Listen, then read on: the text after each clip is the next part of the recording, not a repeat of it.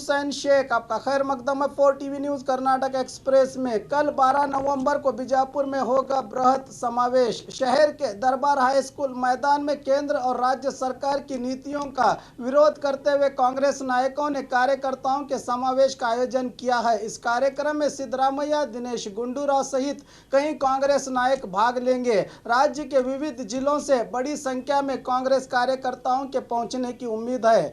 इसी के चलते दरबार हाई स्कूल मैदान में बड़ा पंडाल लगाया गया है और शहर के कई इलाकों में कांग्रेस नायकों के कटआउट दिखाई दे रहे हैं। इस मौके पर नए पदाधिकारियों के पद ग्रहण का कार्यक्रम भी होगा। मिलाद के मौके पर रक्तदान का कार्यक्रम। बीदर जिले के बसवा कल्याण में कल ईद मिलाद के शुभ अवसर पर इंसानियत को फरोग देने के खातिर शहर के मामू फंक्शन हॉल में युवा कांग्रेस और Karnataka Autonagar techno create association के सहयोग में रक्तदान के कार्यक्रम का आयोजन किया गया।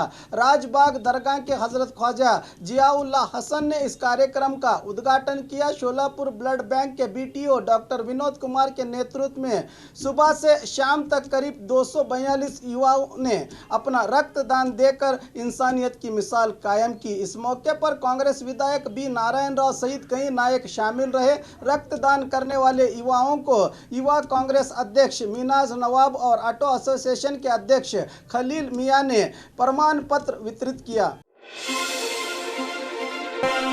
नवविवाहित जोड़े ने की आत्महत्या। बागलकोट जिला मुधोल तालुका के चिन्नीज खंडी ब्रिज के पास गटपरबा नदी में कूदकर 28 साल मोनेश और इनकी पत्नी 25 साल अक्षता कुंभार ने आत्महत्या कर ली। अपनी मौत के लिए खुद ही जिम्मेदार कहते हुए इन्होंने डेथ नोट छोड़ा है। पुलिस और अग्निशामक दल लाशों की तलाश कर रही है। बताया जा रहा है कि ये दोनों बेलगाम जिला रायबाग तालुका के कमकेरी ग्राम के निवासी थे। आत्महत्या के कारणों का अभी पता नहीं चल सका। ईद मिलाद के मौके पर हिंदू मुस्लिम एकता का प्रदर्शन। कोप्पल तालुका के गंगावती में कल बड़े जोरों शोर से ईद मिलाद मनाया गया। इस मौके पर आलीशान जुलूस निकाला गया, जिसमें जुलूस शहर के बसवा कल्याण चौक में पहुंचा तो हिंदू भाइयों ने मुसलमान भाइयों को फल और शरबत देकर ईद मिलाद की मुबारकबादी देते हुए जुलूस में शामिल होकर भाईचारे की बेहतरीन मिसाल पेश की।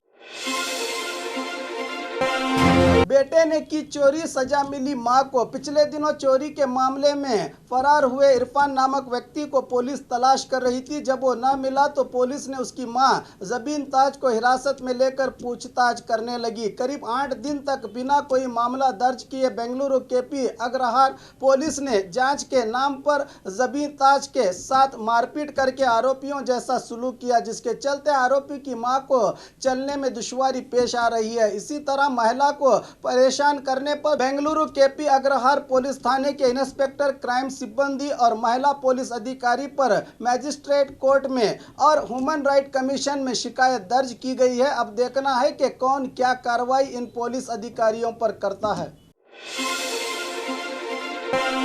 घटिया काम का बेहतरीन नमूना।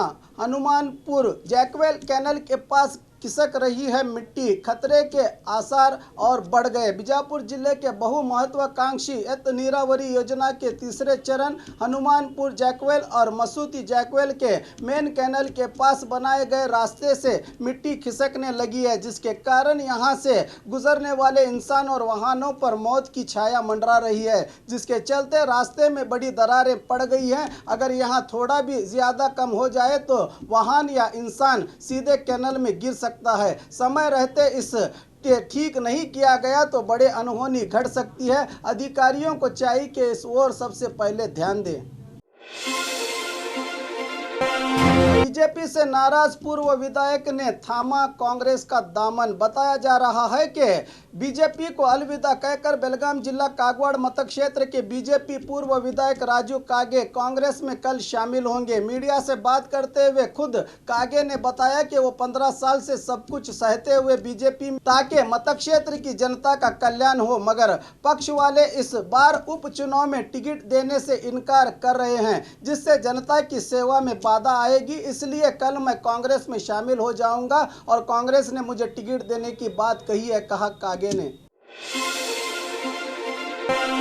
गुलबर्गा पुलिस की ईमानदारी, सोने के गहनों वाला बैग लौटाया। गुलबर्गा से वाड़ी जा रही महिला ने अपने वैनिटी बैग प्लेटफॉर्म पर ही भूल कर चली गई। रात को स्टेशन में गश्त कर रहे रेलवे पुलिस सिब्बंदी रवि कुमार बिरादर और वीजी चौहान को यह वैनिटी बैग दिखाई दी। जांचने पर पता चला कि बैग में करीब 5 लाख कीमत के 150 ग्राम सोने के गहने, मोबाइल वगैरह पाया गया तो पुलिस ने जांच करके महिला को थाने बुलवाकर गहनों से भरा उसका बैग लौटाकर इंसानियत की मिसाल कायम की है।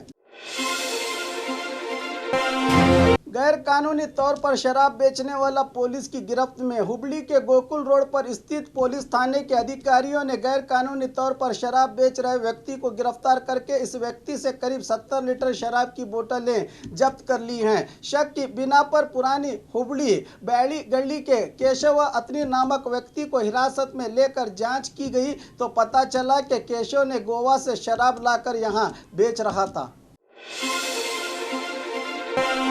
महिला क्लाइंट पर वकील की बुरी नज़र, वकील पर मामला दर्ज। अपनी शादीशुदा जिंदगी में कड़वाहट के कारण महिला ने हेमंत कुमार नामक वकील को डाइवोर्स के लिए केस दिया था। महिला का आरोप है कि इस बीच वकील ने उसको वीडियो कॉल करके मानसिक तौर पर परेशान किया, अत्याचार और ब्लैकमेल करने की कोशिश भी की। ये घटना हासन जिले के सकलेशपुर में घटी है। आखिर तंग आकर महिला ने वकील हेमंत कुमार पर अत्याचार और ब्लैकमेल का केस दर्ज किया है। बीजापुर में मौलाना आज़ाद जयंती। भारत रत्न आज़ाद देश के पहले एजुकेशन मिनिस्टर मौलाना आज़ाद की 131वीं जयंती आज बीजापुर के टीपू सुल्तान चौक में बीजापुर जिला कांग्रेस माइनॉरिटी घटक के अध्यक्ष जमीर बागलकोट के नेतृत्व में मनाई गई, जिसमें मौलाना आज़ाद के देश की आज़ादी के लिए त्याग और बलिदान, हिंदुस्तान की लाइब्रेरी कहलाने वाले आज़ाद के कारनामों को याद किया गया। इस मौके पर कांग्रेस जिला अध्यक्ष राजू अलगुर, हमीद मुशरिफ, रियाज फारूकी, सुतार वकील, वक्फ चेयरमैन के अलावा मौलाना आज़ाद के अभिमानी कांग्रेस के पदाधिकारी कार्यकर्ता बड़ी संख्या में मौजूद रहे। बीजापुर के इतिहास में शायद ये पहला मौलाना आज़ाद के पैदाइश का जश्न होगा जो खुले चौराहे पर टीपू सुल्तान सर्कल में उनकी तस्वीर पर फूल मालाएं पहनाकर मनाया गया। और खबरों के लिए देखते रहिए 4 टीवी न्यूज़ कर्नाटक एक्सप्रेस।